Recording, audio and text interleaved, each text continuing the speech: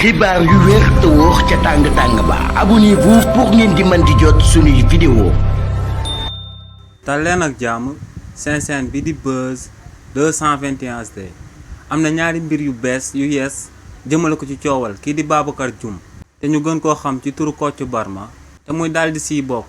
ay messages yi nga xam ne dafa daal di jaar ci diggante complice su Kocc Barma bii di El Hadji Assane Demba mook Mame Boye Diao te échange yooyee képp ku ko daal di teewlu di nga daal di ñaaw njort lool jëmale ko ci degré d'implication bi nga xam ne Mame Boye Diao daal dina koy amal ci coowal Kocc Barma bi. si li ni mel waa cybercriminalité en complicité ak waa DIC ginnaaw bañ tegee loxo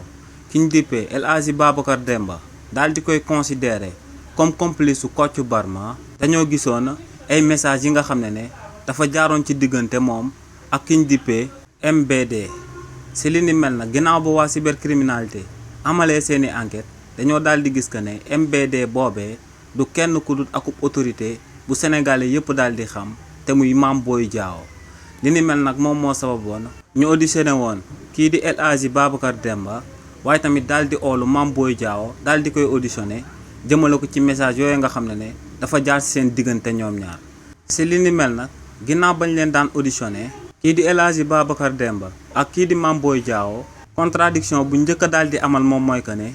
kii di Mame Boye Diao dafa daal di wax que ne moo ngi xam El Hadji Assane Demba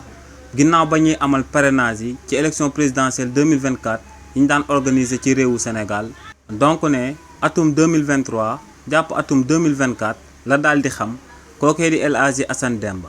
waaye nag kii di El Hadji Assane Demba ne moom ba muy xam kii di Mame Boye Diao atum 2018 la. jàpp atum 2019 ginnaaw ba kookee di Mame Boye Diao di doon soog a door di amal politique ne si li ni mel la ko kookee di Mame Boye Diao proposé ngir mu daal di nekk ku koy représenté ca bitim réew. waaye tamit ginnaaw loolee enquêteurs yi laajoon nañ leen jëmale ko ci premier essence bi nga xam ne moom lañ njëkk a daal di amal ginnaaw bañ tegee loxo kii di Kocc Barma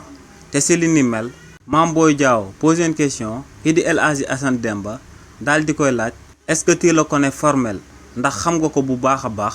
kii di El Hadji Assane Demba daal di koy tontu que ne oui je le connais je l'ai vendu un site 3 ans auparavant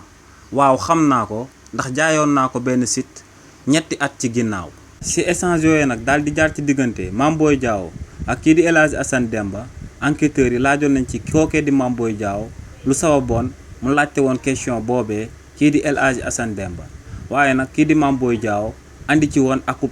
tontu bu leer maanaam réponse bu flou la fa daal di joxe waaye tamit enquêteurs yi laajoon nañ ko ndax xam na site bi nga xam ne en question moom la kii di El Hadji Assane Demba di wax que ne moom la daal di jaay kookee di Kocc Barma kii di Mame Boye Diao tamit daal di wax que ne site boobee moom xamu ko. kii di El Hadji Assane Demba tamit ginnaaw ba ko enquêteurs yi laajee ban site la jaayoon kookee di Kocc Barma dafa daal di wax que ne fàtte na site boobee ndax ba nga ko jaayee yàgg na. waaye tamit ginnaaw loolee enquêteurs yi laajoon nañ leen ci deuxième message bi nga xam ne kii di El Hadji Assane Demba moom moo ko daal di bind kii di Mame Boye Diao te si li ni mel mu daal di koy bind le seul truc qui m'inquiète c'est qu'il parle de moi et s'il parle de moi je le saurai à la minute suivante car je contrôle la situation. lenn rek moo ma jaaxal moom mooy mu daal di wax si man waaye bu waxee si man dinaa ko xam ci simili bu ci topp ndax maa ngi contrôler bu baax situation bi. si li ni mel nag enquêteurs yi dañ cee sampoon ak laaj jëmale ko ci kii di El Hadji Assane Demba mi nga xam ne moom moo envoyé woon message boobee kii di Mame Boye Diao waaye nag si li ni mel kii di El Hadji Assane Demba lu mu xamaloon enquêteurs yi moom mooy que ne ci réewu Sénégal ay site internet yu bëri dañ doon jël nataalam di ko doon taf di daan wax que ne moom mooy Kocc Barma di ko assimiler ak Kocc Barma ne li ni mel nag moom moo sababoon ginnaaw bañ tegee loxo kii di Kocc Barma mu envoyé un message kii di Mame Boye Diao di doon dalal xelam. waaye tamit ginnaaw loolee tamit enquêteurs yi posé woon nañ ko question jëmale ko ci beneen message bi nga xam ne da ko bindoon kii di Mame Boye Diao te muy daal di wax que ne la vraie histoire n'est connue que par 3 personnes. maanaam ñetti nit rek ñoom ñoo daal di xam histoire bi dëggantaan nu mu demee. ci question boobee tamit kii di El Hadji Assane Demba akub réponse bu flou la ci jébbaloon enquêteurs yi ndax waxuloon carrément lu sabab mu daal di wax que ne ñetti nit rek ñoom ñoo xam histoire boobee nu mu daal di demee waaye tamit ginnaaw loolee enquêteurs yi tamit laajoon nañ kii di Mame Boye Diao lu sabab mu jébbaloon kii di El Hadji Assane Demba lu tolloog 200 000 francs ginnaaw ba kookee bëggoon a génnaat réewu Sénégal dem bitim réew te ñu mujj ko woon a teg loxo ci aéroport international bu Blaise Diagne.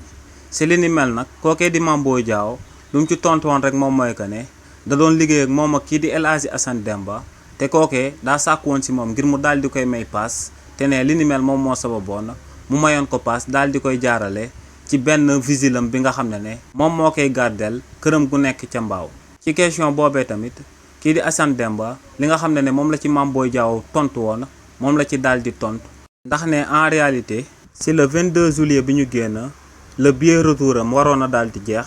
waaye ne da cee daal di yokk ñaari fan li ni mel daal di tombeek le 24 juillet bu ñu ko tegoon loxo te ne si li ni mel dañ koo faylu woon lu tolloog 180 000 nee nag si la ko kookee di Mame Boye Diao jébbalee 200 000 francs yooyee.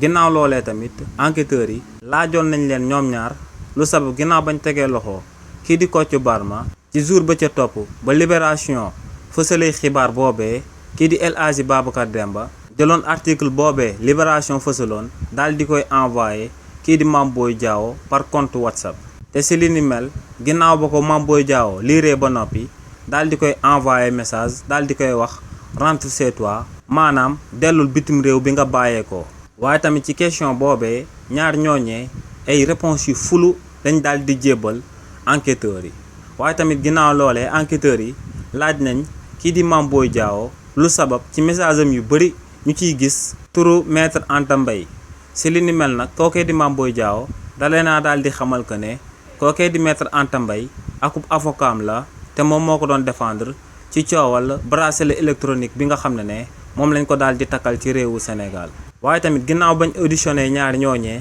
keneen kuñ daal di auditionné du kenn ku dut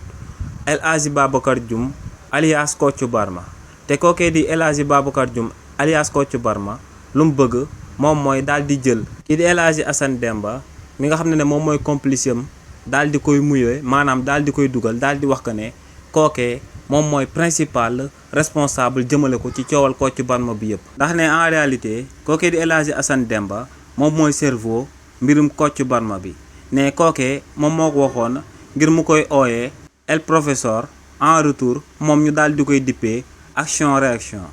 waaye tamit mbir moomee leneen lu ci daal di bees moom mooy que ne ci compte Snapchat bi ñu dippee woon lëg daaru te ñu koy doon dàkkanteel ak kii di El Hadji Assane Demba foofee tamit dañ fa doon publier ay affiches jëmale ko ci ay nit ñi nga xam dañuy def naka sudut noonu ak ay vidéo tamit dañ ko fa daan dugal te li ni mel luñ daal di njortu rek moom mooy que ne ku ko doon amal du kenn ku dut El Hadji Assane Demba mi nga xam ne moom mooy complice su Kocc Barma te ñu koy dàkkanteleeg lëg daaru. xibaar yu wér te wóor ca tàng tàng ba abonnez-vous pour ngeen di mën di jot suñuy vidéo